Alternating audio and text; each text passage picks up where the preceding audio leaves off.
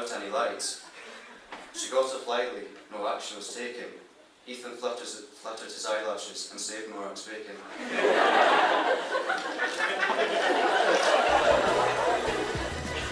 And so Morag was free to drive once more, without the police darkening her door.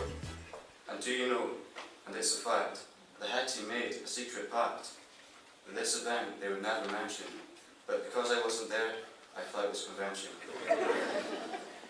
Sarah's trip to Zambia gave me many a tale to tell.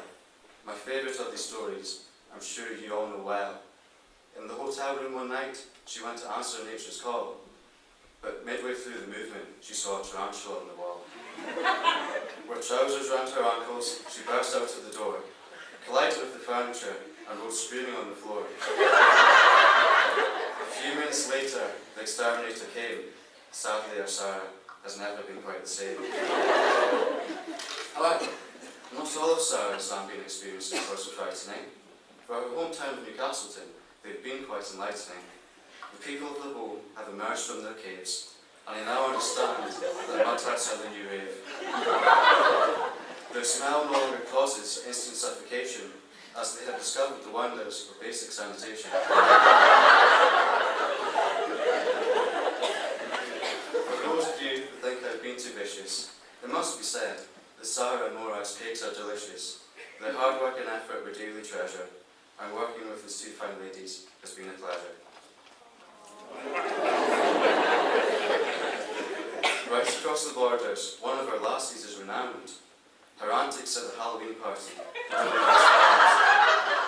At the start of the night, she went off into the crowd. As an ambassador of Hawick, she did us proud.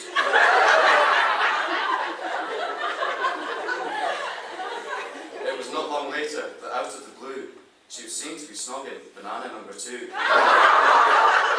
Immediately, she vanished, now completely unrestricted. On the hunt for more, she was totally addicted. A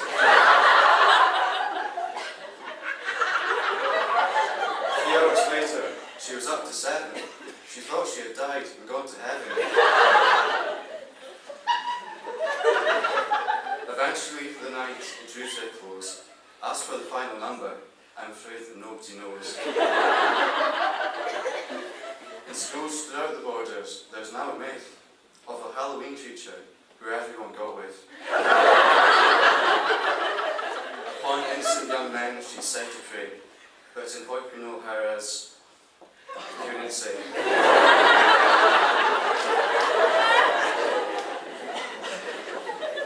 As for the Halloween party, there's more to tell. Another young lady must be mentioned as well. What happened that night is hard to comprehend, as she managed to pull her gay best friend. Was it her looks, or was it her tongue? Or was it because she was Mr. Potato Man?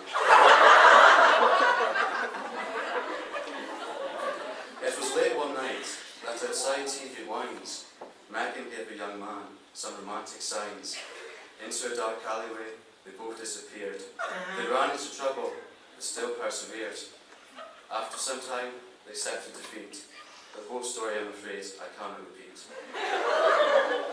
And if you thought the pupils were bad, teachers' antics will surprise you a tad. For some, the wine reception was simply fantastic. They certainly seemed to be quite enthusiastic. They wandered to the dance floor what music could bring, and so spontaneously broke into a wild Highland fling. When arranging the party for after the ball, tensions ran high in the lecture hall. Some would say that they were led by a strong debater, others would argue that she was an oppressive dictator. However, these actions may be put down to stress, and it certainly can't be denied that the event was a success.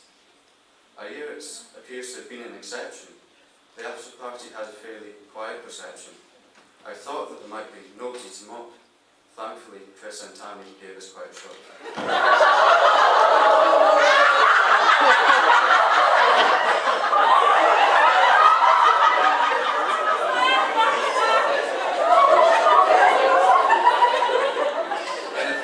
In a departure from their usual boring jobs, the SMT partook in a crazy flash mob. Unfortunately, only 1 in 3 was in time. Clearly, too, were past their dancing prime. Tell Miss Little was PE trained, as Lothian and Oliver's moves were decidedly strange. My girlfriend said that if I didn't mention her, I'd be in for a slap. I don't want to be there when Ashley decides to snap. Anyways, if she ever learns to drive, I'll give her a medal, because right now, she can't even reach the pedals. I'm probably going to pay for what I just said, so chances are I'll wake up in a hospital bed. Regardless of any of these minor flaws, I'm sure you'll join me in a drink and applause to the wonderful lassies that make it this year. Now I'm in a panic, Sarah's speech is near.